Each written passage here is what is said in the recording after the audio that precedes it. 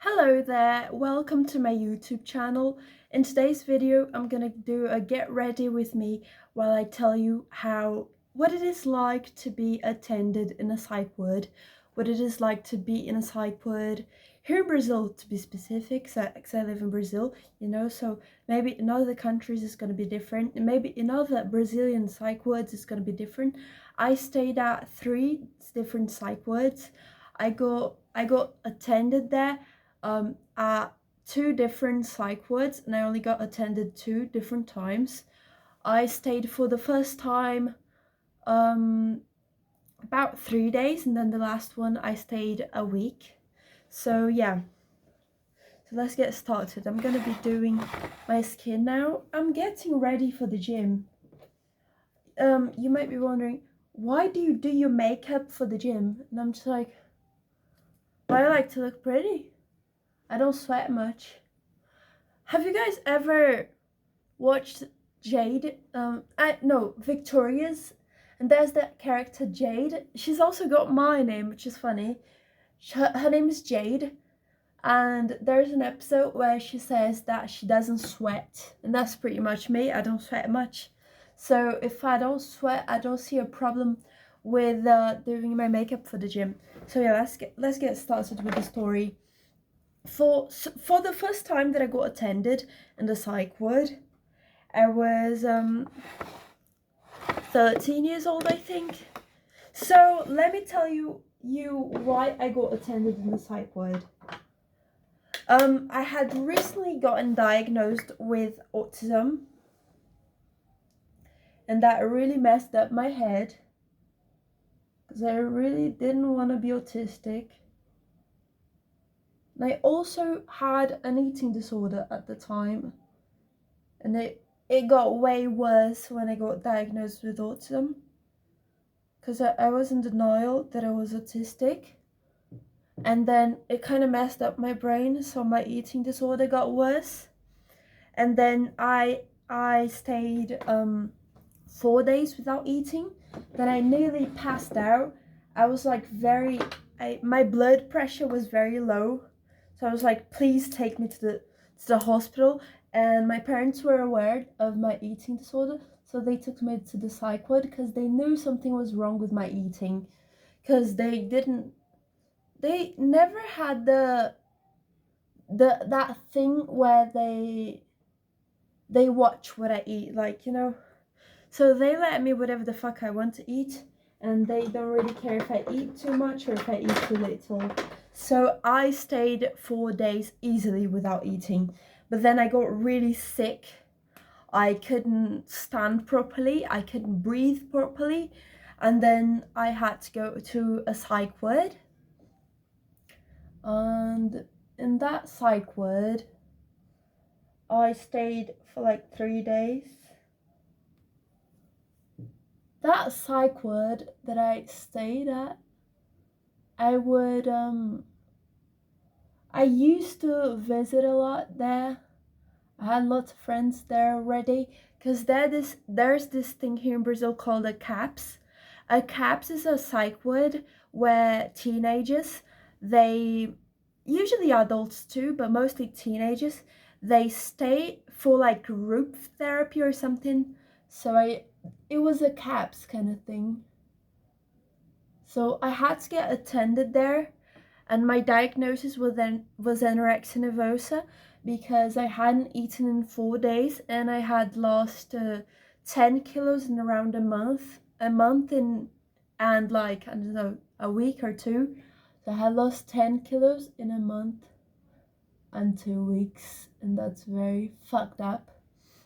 So what it was like inside of there, so I made lots of friends, yeah, of course. We had a time to eat. We had so breakfast for the eating disordered patients. They would really pay attention to how they eat.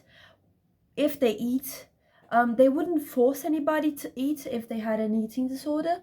But if you didn't have an eating disorder, you would be forced to eat, because if you don't eat, you're gonna fucking die. And What else? What else? They would watch everything that we ate as eating disordered people. So it was like a very what do they call it? Like everyone had a different mental illnesses. It wasn't like a single mental illness for that psych ward. Some people had borderline personality disorder, some people had bipolar disorder, some people had eating disorders, some people had depression, some people had anxiety, some people had schizophrenia. It was very diverse, I guess you could say. A very diverse psych ward. So they couldn't really make eating rules because it wasn't really an eating disorder kind of psych word. So I made some friends. We had a certain time to sleep. We had around 8 p.m. to 9 p.m. to sleep. You didn't have to pay for your medications, neither did you have to pay to stay there, because healthcare in Brazil is free.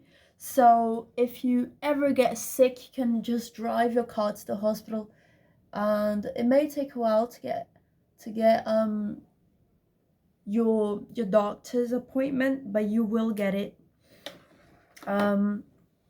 What else? You didn't have to pay for anything. You didn't have to pay for your medication because you were already there, and they had all types of medication, pain medications, psychosis medication, any kind of medication they had there. So what else? What else? What can I say about the psych ward? Oh, also, there's a very random thing that we could do there. So I smoke occasionally. I used to be a very big smoker, like I would smoke every 3 hours. So for the heavy smokers, we could actually have 3 times in the day to smoke, which is like very nice, because some people might disagree with this, but if you have a nicotine addiction, you can't really prohibit the patient from smoking, because they either go outside or they smoke inside, but there's no way that they're gonna quit when they're that bad in that mental health, you know. So I think I'm done with my makeup, but I'm still gonna keep going with this rant. No, I gotta put my lipstick on. Okay, so what could I say? So the next attendment I had wasn't actually in a psych ward. It was actually in a common hospital where everyone had any kind of illness, even if it wasn't mental. People were there, and then I got attended there because of a suicide attempt. So I took a bunch of medication. I took over 40 medications, and I ended up there. I was in the middle of class, and then my pressure went very low, and then my support teacher, I had autism. I still have autism. It's not a curable thing. So I have autism, and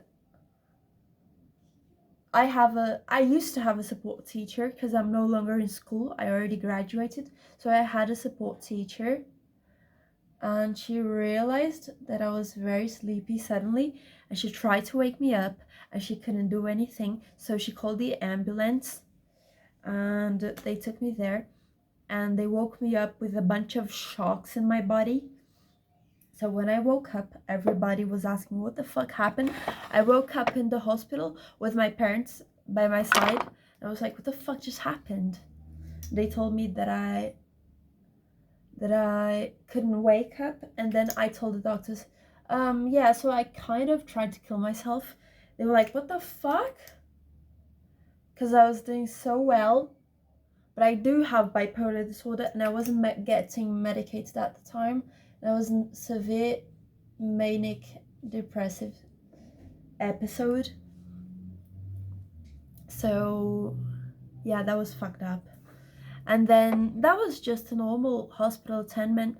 I ended up getting out there in a week because I had like kind of an overdose. So yeah, it wasn't easy to get out, but I did get out eventually. Okay, so I'm getting very anxious to go to the gym, so I'm going now, and I'll talk to you in the next video. Bye. Sorry.